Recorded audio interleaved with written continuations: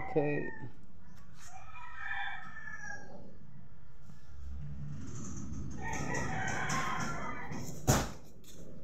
Ay, maniwala na may nagpipintor dito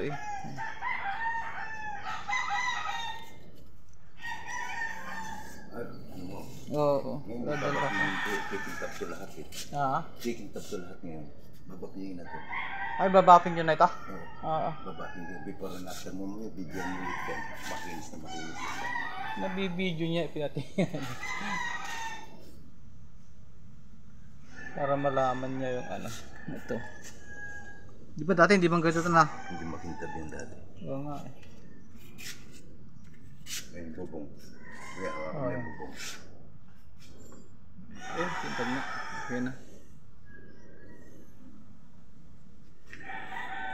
Natanong niya sa akin.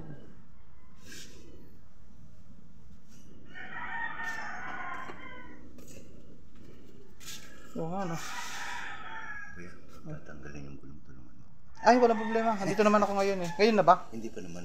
Mga Next week. sige, okay lang. Dito naman ako. Para may gamit.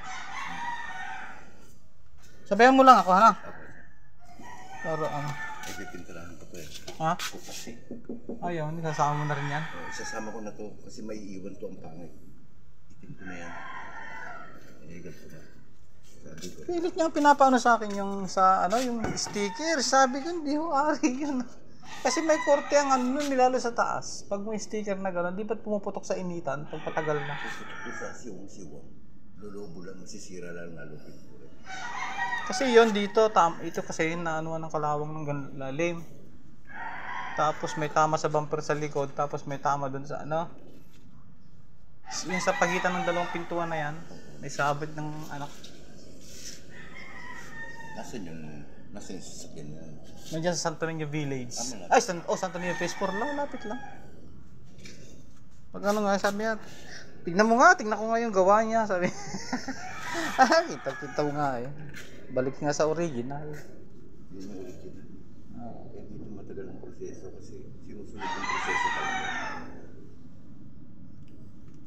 Akala nga nung ako, makatapos ng bubong pati ito. Hindi ko madali, overhead yun Kung si maggagawa niya, yung sa tabi, dito taga sa amin dito. Wala pang yan, mga 2 araw tapos yan. Kaya lang, hindi, madaling kumupas. Kulito yan yung gawa na yan Itab talaga siya. Diba nahawakan mo naman? Oo. Kala ko ngayon mo natatanggalin ang gulong. Hindi pa. I-scripting ko yan, kuya. Hindi ko papatungan. I-scripting ko kasi ang problema niya, nadudun niya sa pintura. Scripting yun. Tatanggalin ang niya? Oo. Tatanggalin yung pintura na. Pintura ng gulong? Oo. I-scripting, makikita mo malinis talaga siya. Tapos pag binugahan ko na siya, parang bago siya. Kasi may problema na yan. May edad yung gulong. May edad na siya.